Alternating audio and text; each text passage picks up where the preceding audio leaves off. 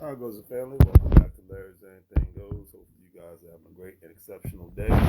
All right, so I wanted to say congratulations to the LA Rams. I'm not a football fan, but I am a Los Angeles fan, and that's why I got the LA background today. It was great to see the performances from Snoop Dogg, Eminem, 50 Cent, Kendrick Lamar, Mary J. Blige. It was Dr. Dre, Snoop. It was a beautiful thing, and like I said, see me, I'm wearing my marathon hat. Rest in peace, Nipsey Hussle. Because I think if Nipsey Hussle was alive, I guarantee he would have been on that stage with them as well. So it was a beautiful thing, and especially with it being the first Super Bowl in the new stadium in Inglewood, even though that stadium basically gentrified the heck out of Inglewood. I think it's a beautiful thing, and I just wanted to give love and respect to everything that happened last night.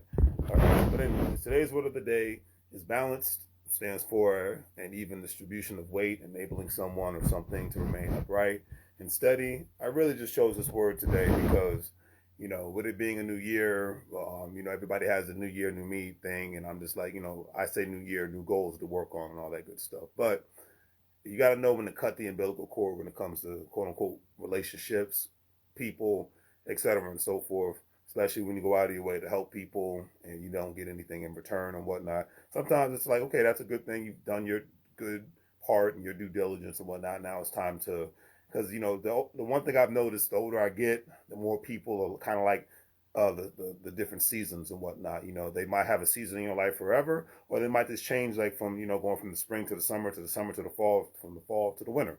And, and the continuous circle and whatnot. So sometimes you got to have even balance because, a lot of times life is, whether people want to believe it or not, life is like a bank account. And a lot of times you can be put in specific categories where you're putting too many deposits into other people and all they do is make withdrawals on you and then when it's time for you to try to make some sort of a withdrawal, they're nowhere to be found. So sometimes, the best way to keep an even balanced life, in my personal opinion, is to know when to cut the umbilical cord of people in life and things of that nature, right? So with it being Black History Month, I wanted to quote Mr. Malcolm X, rest in peace to him.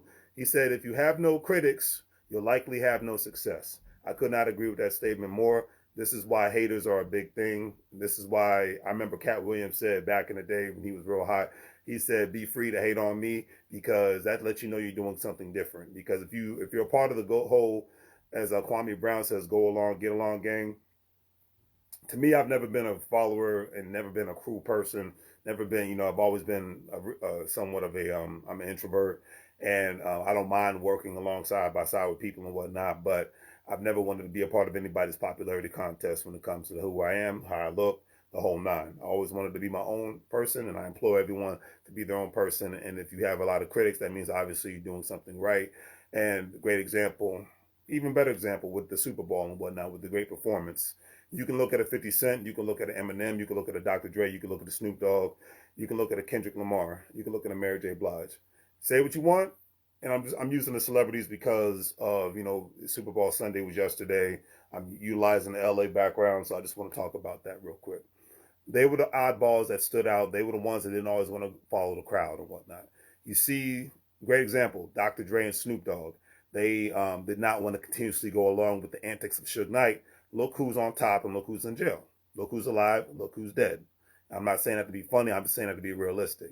You see the billion-dollar empire that Dr. Dre has. You see the empire that Snoop Dogg has. You see that Snoop Dogg just acquired Death Row Records. Need I say more? Same thing with Eminem. Love him or hate him, he's never been the one to just go along to follow everybody. He always did his own thing, and that's why he stood out. Same thing with 50 Cent. I mean, look at him now. He doesn't even have to do music anymore. Matter of fact, everybody I'm talking about, they don't have to do music anymore because they built their empire outside of music. Music was just the beginning and whatnot. But it wasn't the end. And I implore you all out there, whatever job that you get in, whatever business that you start, don't let it be the end all, the beat all and whatnot. I call that 1970s, 1980s thinking. It's 2022. People are running businesses off their cell phones. So stop trying to get in the box and do your darndest to get the heck out of the box. So anyways, do the great 3 free things. Like, share, and subscribe. Have a great day. Congrats to the LA Rams. Like I said, not a football fan, but I am a LA fan. If you know me, you know I'm a West Coast dude. So as I always say, make money moves or you're going to live broke like a fool. Take care.